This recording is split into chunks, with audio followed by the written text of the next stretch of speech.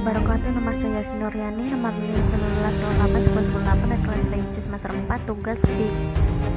Saya akan menjelaskan tentang sejarah peradaban kerajaan Mughal pada tahun 1526 sampai 1530. Kerajaan Mughal merupakan kelanjutan dari Kesultanan Delhi, sebab ia menandai puncak perjuangan panjang untuk membentuk sebuah imperium India Muslim yang didasarkan pada sebuah sintesa antara warisan bangsa Persia dan bangsa India. Kerajaan Mughal bukanlah kerajaan Islam pertama di India. Jika pada dinasti-dinasti sebelumnya Islam belum menemukan kejayaannya, maka kerajaan ini justru bersinar dan berjaya. Keberadaan kerajaan ini dalam periodisasi sejarah Islam dikenal sebagai masa kejayaan kedua setelah sebelum mengalami kecemerlangan pada dinasti Abbasiyah. Kerajaan Mughal ini didirikan oleh Jahiruddin Muhammad Babur pada tahun 1526 sampai 1530 Masehi. Salah satu dari cucu Timur Leng, ayahnya Umar Mirza, penguasa Fergana. Babur mewarisi daerah Fergana dari orang tuanya ketika ia masih berusia 11 tahun. Ia berambisi dan bertekad akan melakukan Samarkand yang menjadi kota penting di Asia Tengah pada masa itu. Pada mulanya ia mengalami kekalahan, tetapi karena mendapat bantuan dari Raja Sapawi, Ismail I akhirnya berhasil menaklukkan Samarkand pada tahun 1494 Masehi. Pada tahun 1504 Masehi, ia menduduki Kabul, ibu kota Afghanistan. Setelah Kabul dapat ditaklukkan, Babur meneruskan ekspansinya ke India. Kala itu Ibrahim Lodi, penguasa India, dilanda krisis sehingga stabilitas pemerintahan menjadi kacau. Alam Khan, paman dari Ibrahim Lodi, bersama-sama Daulat Khan, gubernur Lahore, mengirim utusan ke Kabul meminta bantuan Babur untuk menjatuhkan pemerintahan Ibrahim Lodi di Delhi. Permohonan itu langsung diterimanya. Pada tahun 1525 Masehi, Babur berhasil menguasai Punjab dengan ibu kota Lahore. Setelah itu, ia memimpin tentaranya menuju Delhi. Pada tanggal 21 April 1526 Masehi, terjadilah pertempuran yang dahsyat di Panipat. Ibrahim Lodi beserta ribuan tentaranya terbunuh dalam pertempuran itu.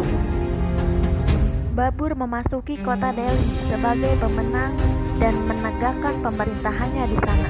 Dengan demikian berdirilah kerajaan Mughal di India.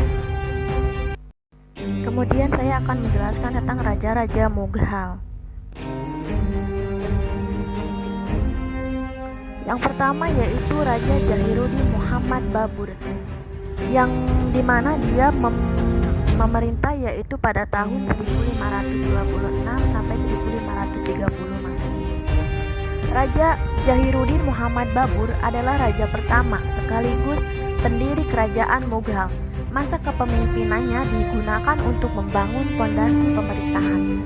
Awal kepemimpinannya, Babur masih menghadapi ancaman pihak-pihak musuh, utamanya dari kalangan Hindu yang tidak menyukai berdirinya kerajaan Mughal. Orang-orang Hindu segera menyusun kekuatan gabungan, namun Babur berhasil mengalahkan mereka dalam suatu pertempuran.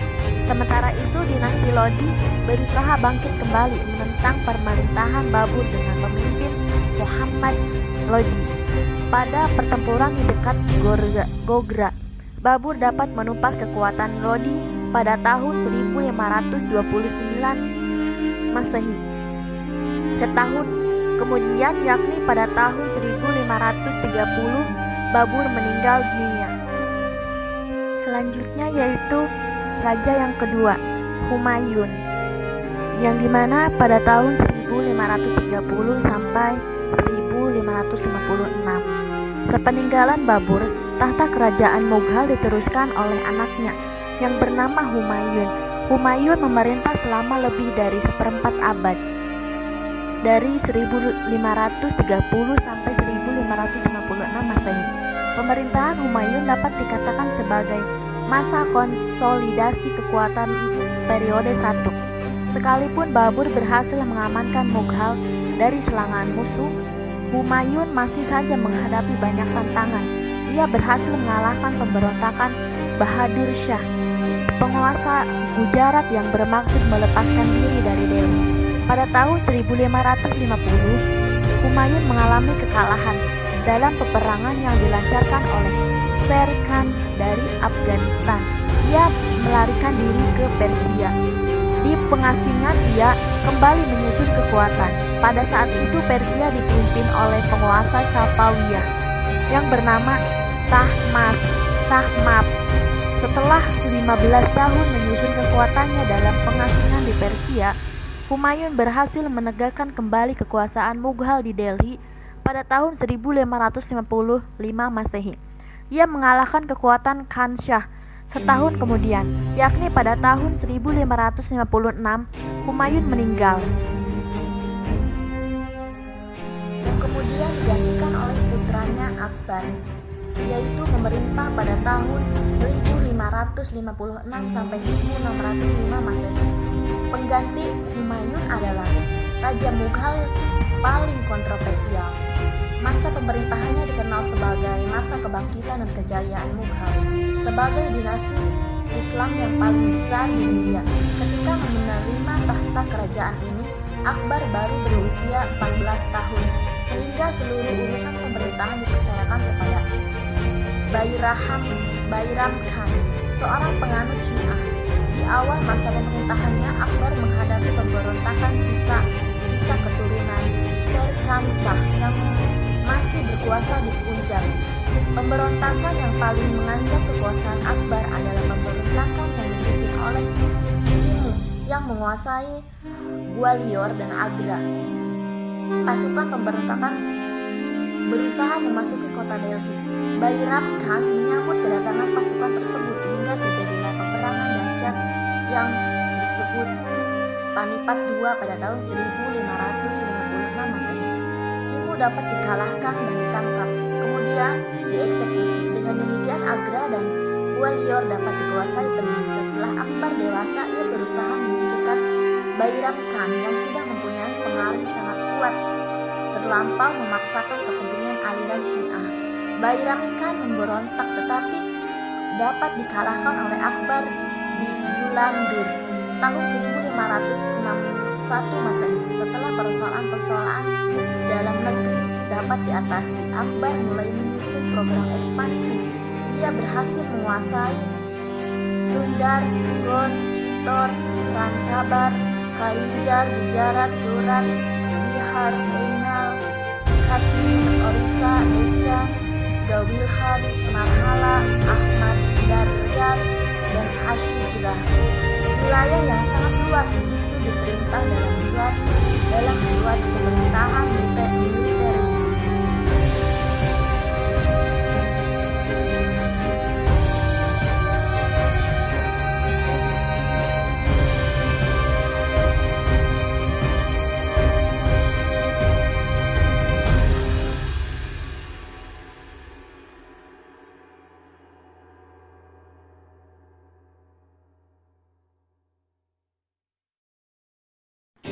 Keberhasilan ekspansi militer Akbar menandai berdirinya Mughal sebagai sebuah kerajaan besar.